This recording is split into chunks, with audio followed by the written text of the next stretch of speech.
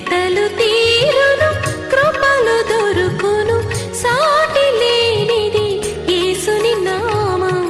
యేసునామమే మధురం, మదిలో తలచిన ధన్యం.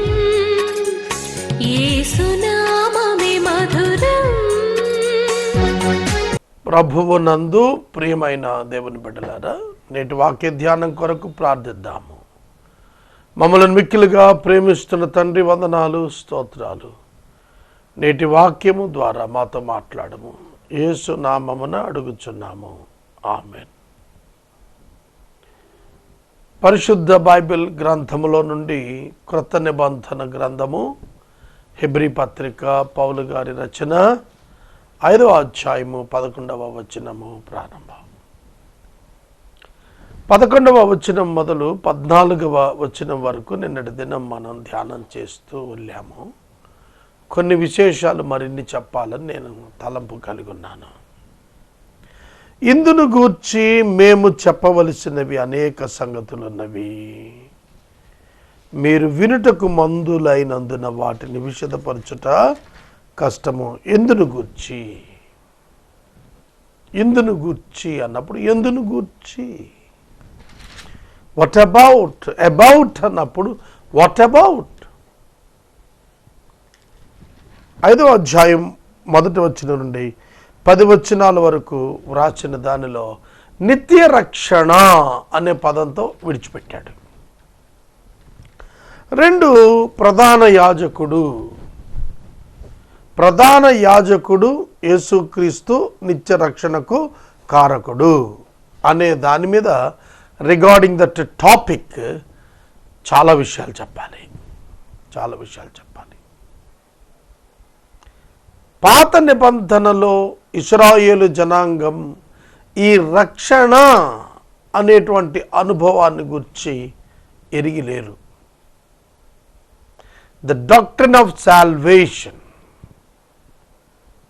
the doctrine of sin, the doctrine of Christ, వీటిని గురించి చెప్పాలా, చాలా సంగతులు చెప్పాలా. ద డాక్ట్రిన్ ఆఫ్ బాప్టిజం, చాలా విషయాలు చెప్పాలి. నిత్య రక్షణ, సొటేరియాలజీ, సాల్వేషన్ అంటే ఏంటి, అదొక పెద్ద సిద్ధాంతం.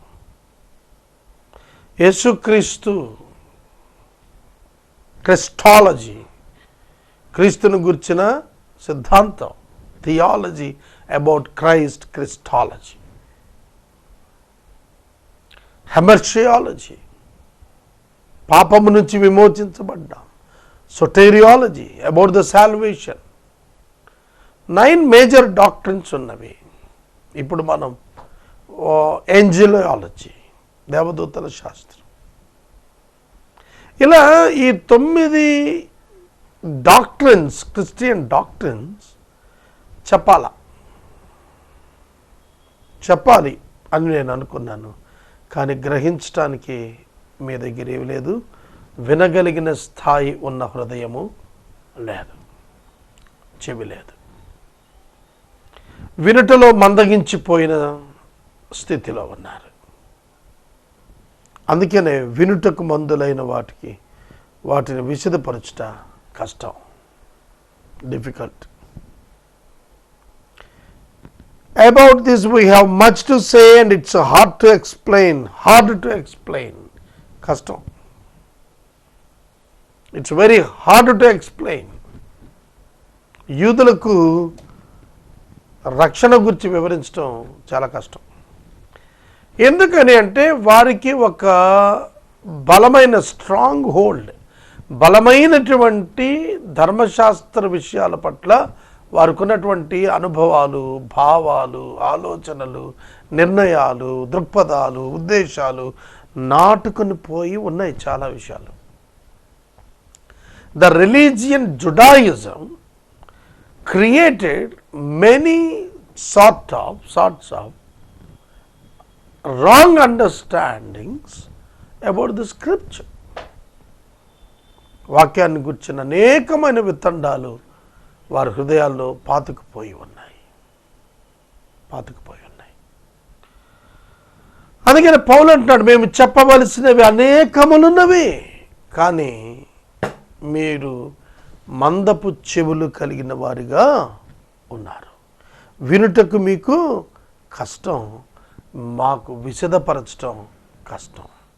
It's hard for us to explain, it is hard for you to listen and accept.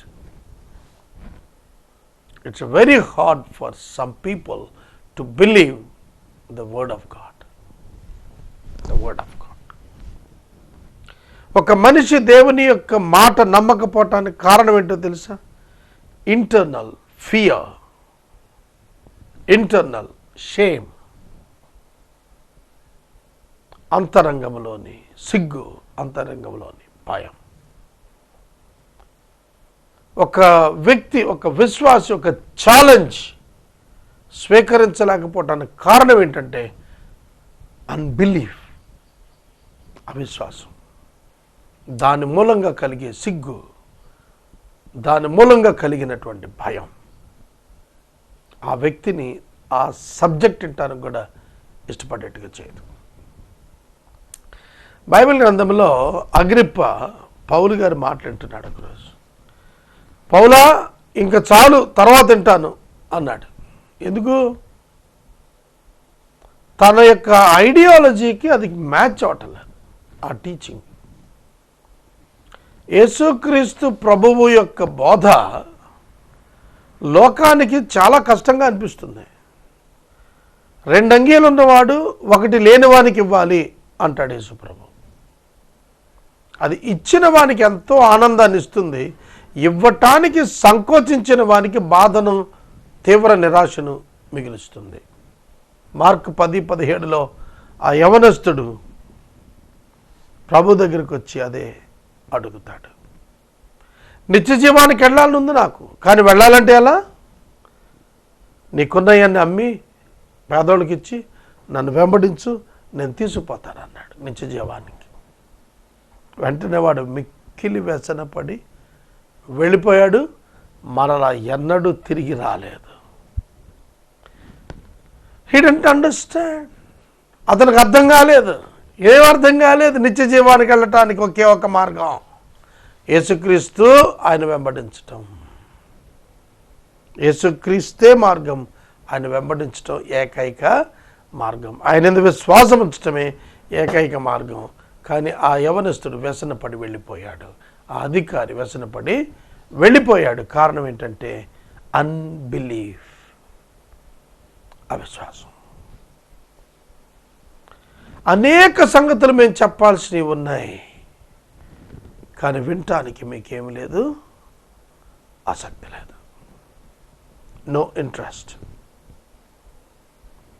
ఒక వ్యక్తి నేర్చుకోవాలి అంటే వినాలి. ఒక వ్యక్తి వినాలి అంటే ఆ వినే దాని పట్ల అతనికి ఆసక్తి, అభిమానం, ప్రేమ ఉండాలి.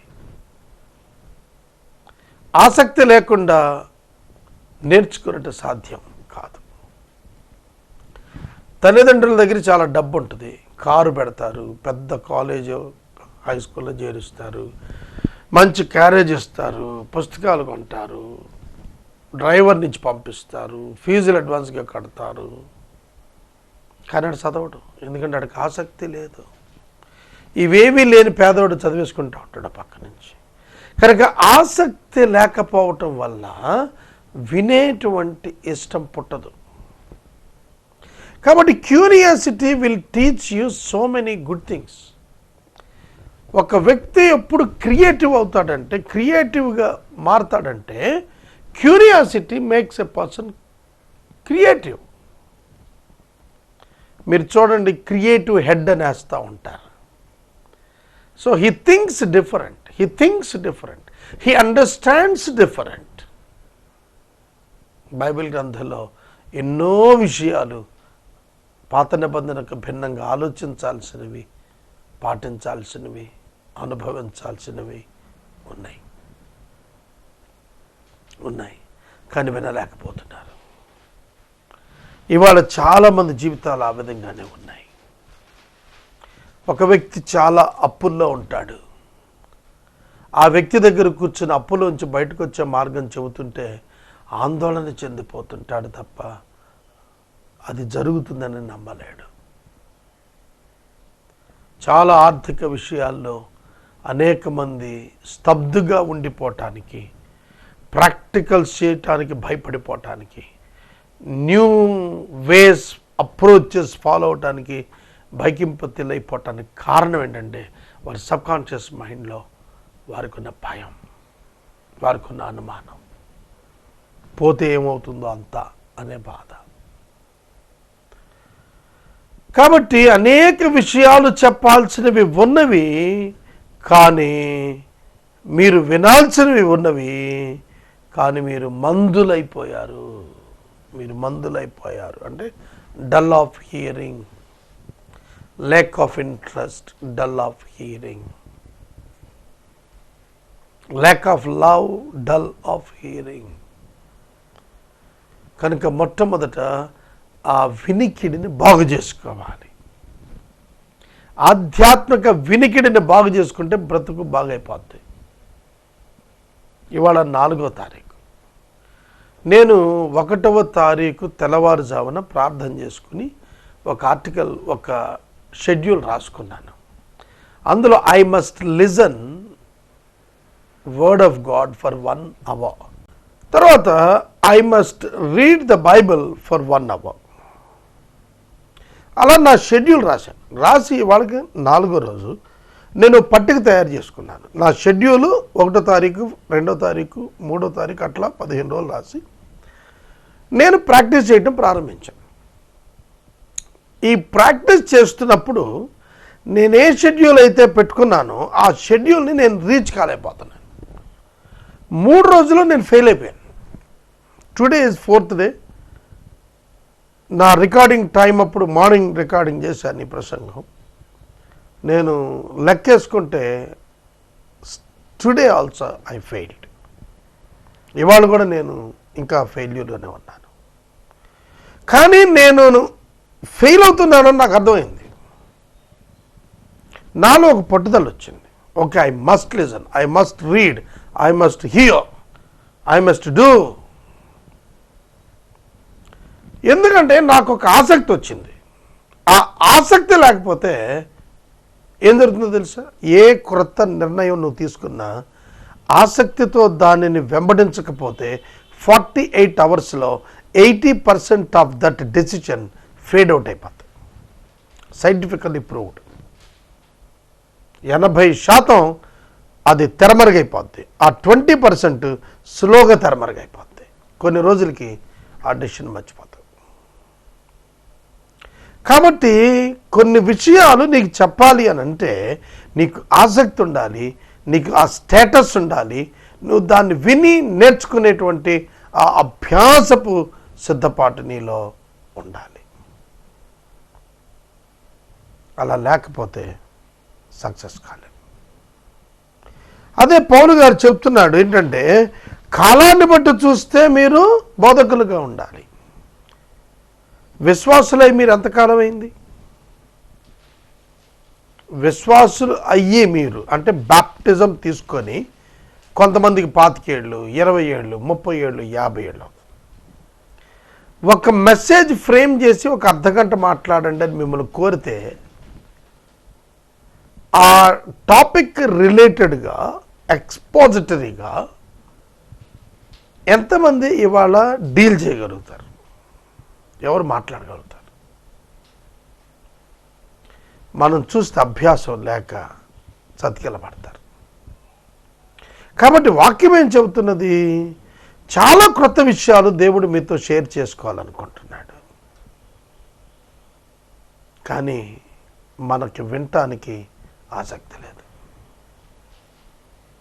దేవుడు లోకాన్ని గురించి మాట్లాడాలనుకున్నాడు. నీ మనసును గురించి నీతో మాట్లాడాలనుకున్నాడు. నీ స్నేహాలను గురించి నీతో మాట్లాడాలనుకుంటున్నాడు. నీ సమయ పాలన గురించి దేవుడు నీతో మాట్లాడాలనుకుంటున్నాడు. నీ కుటుంబ జీవితాన్ని గురించి దేవుడు నీతో మాట్లాడాలనుకుంటున్నాడు. నీ పిల్లలను పెంచడం గురించి దేవుడు నీతో మాట్లాడాలనుకుంటున్నాడు. నీ భార్యను ప్రేమించడానికి గురించి దేవుడు నీతో మాట్లాడాలనుకుంటున్నాడు. నీ పనిని పూర్తి చేయటానికి దేవుడు నీతో మాట్లాడాలనుకుంటున్నాడు. ఎట్లా చెప్తావు మాట్లాడాలనుకుంటాడు? The Bible says all kinds of solutions to the problems human being faces. ఒక మానవుడు ఎదుర్కొంటున్న ప్రతి సమస్యను గురించి బైబిల్ చక్కటి అద్భుతమైనటువంటి జవాబును ఇవ్వటానికి ముందుకెళ్తుంది. కానీ మానవుడు దాన్ని ఇష్టపడలేదు. దేవుని వాక్యము చాలామంది బైబిల్ తల కింద పెట్టుకుంటారు. నువ్వు తల కింద మూసి బైబిల్ పెట్టడం కాదు, నీ కన్నులు ఎదుట తెరిచి పెట్టుకోవాలి. బైబిల్లో మోషే భక్తుడికి దేవుడు ఏం చెప్పాడంటే, ఇశ్రాయేలీయుల యొక్క గుమ్మాల మీద వాక్యాలు రాయమన్నాడు, గోడల మీద పెద్ద పెద్ద అక్షరాలతో వాక్యాలు రాయమన్నాడు. త్రోవన పోవచ్చున్న వారు ఈజీగా క్యాచ్ చేసి చదివేటట్టుగా రాయమన్నాడు. మనకి ఏలూరు నుంచి బయటకు వెళ్ళటానికి ఈ ఔటర్ రింగ్ రోడ్ లేదంటే మన హైవే దగ్గర మీరు చూస్తే చింతలపూడి వైపు కానీ లేదంటే నూజుబడి వైపు కానీ మీరు పోవాలి అని అంటే ఆ బ్రిడ్జ్ కింద నుంచి వెళ్ళాలి, హైవే బ్రిడ్జ్ కింద నుంచి వెళ్ళాలి. అక్కడ ఆ రోడ్ ఎంత వెడల్పు ఉంటుందో అంత బారుగా ఒక యాడ్ వేసి ఉంటుంది. మీరు దూరం నుంచి చూస్తే చాలా స్పష్టంగా ఆ అక్షరాలు చదవగలుగుతారు. ఈవెన్ 1 కిలోమీటర్స్ డిస్టెన్స్ నుంచి కూడా దాన్ని మీరు చూడొచ్చు. You can easily read that. ఎందుకు రాస్తున్నారు అక్కడ అలా? To catch up your eyes, నీ కళ్ళను ఆకర్షించడానికి. దేవుని వాక్యం ఏం చెప్తున్నది? మీరు కాలాన్ని బట్టి చూస్తే బోధకులుగా ఉండాలి. ఎందుకు మీరు బోధకులుగా మారలేకపోయారు అంటే, you are not habitualised to read, you are not ready to listen. వినటానికి చదవటానికి ఇష్టపడని వాడు ఎదగడు. ఆల్ రీడర్స్ ఆర్ రూలర్స్ అనే ఒక సామెత ఉంది. Readers are rulers. Bill Gates వారానికి ఒక పుస్తకం చదివేస్తాడు. జిమ్ క్విక్ అనేవాడు చెప్పింది ఏంటంటే, 45 minutes మీరు ఏ బుక్ చదివినా కంటిన్యూస్గా 1 weekలో ఆ బుక్ అయిపోద్ది అన్నాడు. ఒక 100 పేజీల పుస్తకం, 150 పేజీల పుస్తకాలు మీరు తీసుకుంటే 45 minutes to 1 hour కనుక ఒక బుక్ చదివితే రోజు 1 week ఓ బుక్ అయిపోద్ది అన్నాడు. ఎందుకు చెప్పాడంటే ఆ మాట, ఆ బుక్ రైటర్ 10 సంవత్సరాలు 20 సంవత్సరాలు బాబ్ ప్రొక్టర్ అని ఒక ఆయన ఉన్నాడు. ఆయన 60 సంవత్సరాలు స్టడీ చేసి పుస్తకం రాశాడు. దాన్ని మనం 1 weekలో 60 సంవత్సరాల అనుభవాన్ని వారం రోజుల్లో నేర్చేసుకుంటాం. 60 ఏళ్ళు నేర్చుకోక్కర్లేదు. ఆయన 60 ఏళ్ళు నేర్చుకున్నది మనం డేస్లో నేర్చుకుంటాం. ఇయర్స్లో నేర్చుకున్నది మనం డేస్లో నేర్చుకుంటాం. వాళ్ళు డేస్లో నేర్చుకున్నది మనం మినిట్స్లో నేర్చుకుంటాం. That is the secret in reading and learning and listening. కాబట్టి మనం అనేక విషయాలు తెలుసుకోపోవటానికి, బోధించలేకపోవటానికి కారణం ఏంటంటే, మనం ఆ బోధించే దిక్కుగా మన అంతరంగంలో ఆ సబ్జెక్ట్ డెవలప్ చేసుకోలేదు. యేసుక్రీస్తు 12వ సంవత్సరంలోనే ధర్మశాస్త్ర బోధకుల మధ్య కూర్చొని వాళ్ళతో మాట్లాడుతూ వచ్చాడు. యేసుక్రీస్తు ప్రభువు బోధకుడిగా ఆయన అనేక స్థలాల్లో బోధిస్తూ తిరిగాడు. ఆయన సమాజ మందిరాల్లో బోధిస్తూ తిరిగాడు, దేవాలయం దగ్గర బోధిస్తూ తిరిగాడు, వీధుల్లో బోధిస్తూ తిరిగాడు, గ్రామాల్లో బోధిస్తూ తిరిగాడు, పట్టణాల్లో బోధిస్తూ తిరిగాడు. మరి మనం బోధించలేకపోతున్నాం ఏంటి? It's not our habit, it's not our ability. You must better your self when ever you teach your subject. నేను ఇప్పుడు 3వ బైబిల్ పూర్తి చేయటానికి పరుగులెత్తుతున్నాను. అక్టోబర్ 31కి పూర్తి చేయాలని. 9వ తారీఖు వస్తే హెబ్రీ పత్రిక ప్రారంభించి నెల అయిపోతుంది. అంటే ఇప్పుడు 25 రోజులు. ఇంకా 5వ అధ్యాయంలో ఉన్నాను. 13 అధ్యాయం నడవాలి. ఇంకో నెలన్నర పట్టితే ఎప్పుడు అవుతుందండి బైబిల్ నాకు? అందుకే నేను 2 పూట్ల ఉదయం 11:30 సాయంకాలం 9:30కి చేస్తున్నాను. కొంచెం ప్రతికూల వాతావరణం ఉంది. ఇది రోహిణి కార్తీ అవటం, చాలా తీవ్రమైన ఎండలు ఈ సంవత్సరం ఉండటం, పనులు సాగల, అయినా కూడా కష్టపడుతున్నాం. ఎందుకు చెబుతున్నానంటే ఒక వ్యక్తి బెటర్ టీచింగ్లోకి వెళ్ళాలి. కనుక మన యొక్క టెక్నిక్, స్కిల్, సబ్జెక్ట్ మనం ఎప్పుడైతే పెంచుకుంటామో అప్పుడు బోధించగలిగిన క్యాపబిలిటీకి వస్తాం. Ability to teach, you may have the ability to teach. నీకు బోధించే సామర్థ్యం ఉండొచ్చు, కానీ బోధించడానికి సామర్థ్యం ఉంటే చాలదు, సబ్జెక్ట్ కావాలి. ఆ సబ్జెక్ట్లో మాస్టర్ అవ్వాలి, ఎక్స్పర్టైజ్ కావాలి.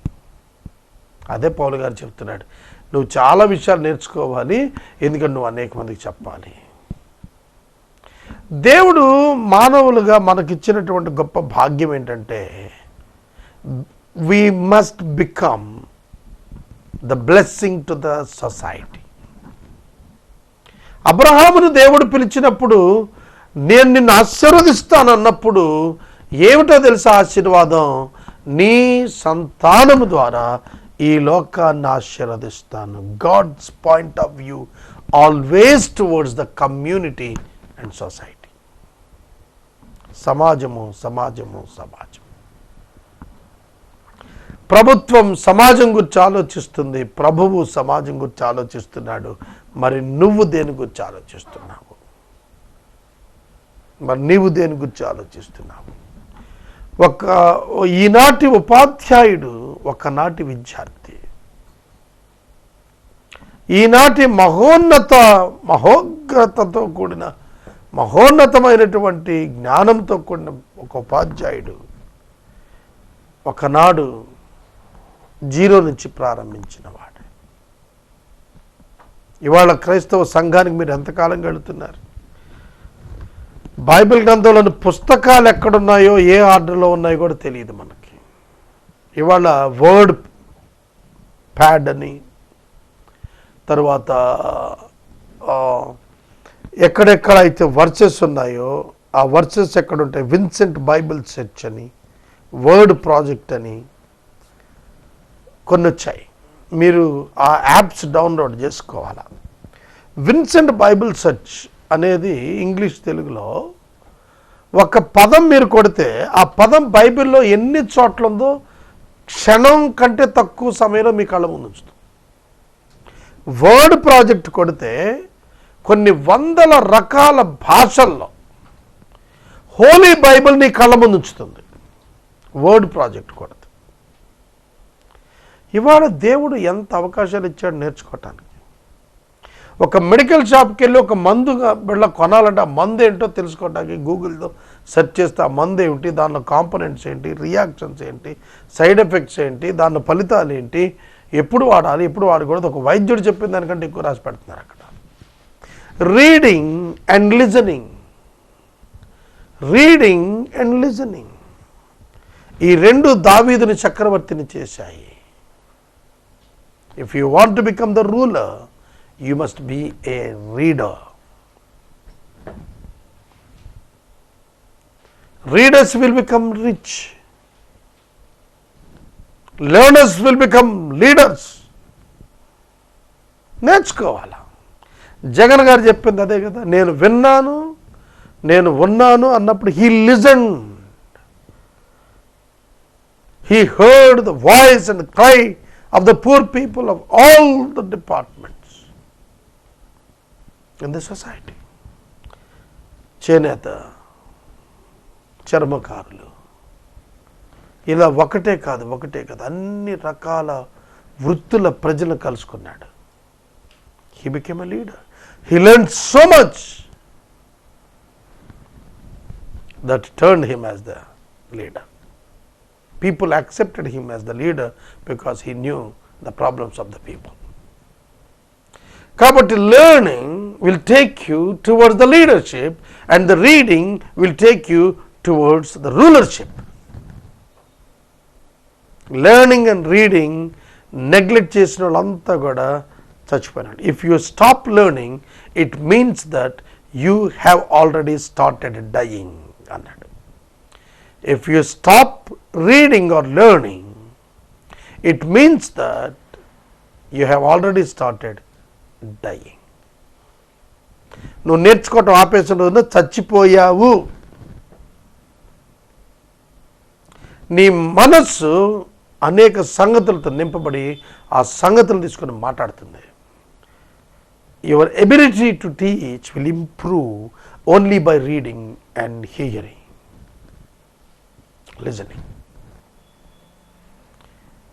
You must have the model and the mentors. You must have the model and mentor in your life. పౌలు గారు అదే చెప్తున్నాడు, మీరు బోధకులుగా ఉండాలి కానీ పసివారుగా ఉన్నారు. పసివారు అంటే ఎవరు? నేను రేపటి వాక్యంలో మరలా ఇదే చెబుతాను. పసివాడు అంటే ఎవడు? అనుభవం లేనివాడు, అభ్యాసము లేనివాడు, వివేచన లేనివాడు, సాధన లేనటువంటి వాడు, బలమైన ఆహారం తీసుకోలేనివాడు పసివాడు. రేపు దీని గురించి పసివాడు అంటే ఏంటి, శిశువు అంటే ఏంటి రేపు చెప్తాను. ప్రార్థన. మమ్మల్ని మిక్కిలిగా ప్రేమిస్తున్న తండ్రి, వందనాలు, స్తోత్రాలు. ఎపిసోడ్ సహకారాలను పంపించండి. వాక్యం విన్నవారు తమ జీవితాల్లో 2 నిర్ణయాలు, చదువుటకు వినుటకు, వాక్యాన్ని చదువుటకు వాక్యాన్ని వినటానికి నేర్పించము. యేసు నామాన్ని అడుగుచున్నాం తండ్రి, ఆమేన్. తండ్రి అయిన దేవుని ప్రేమ, కుమారుని యేసయ్య కృప, పరిశుద్ధాత్మ దేవుని యొక్క అన్యోన్య సహవాసం సదాకాలం మనందరికీ తోడై ఉండును గాక. ఆమేన్.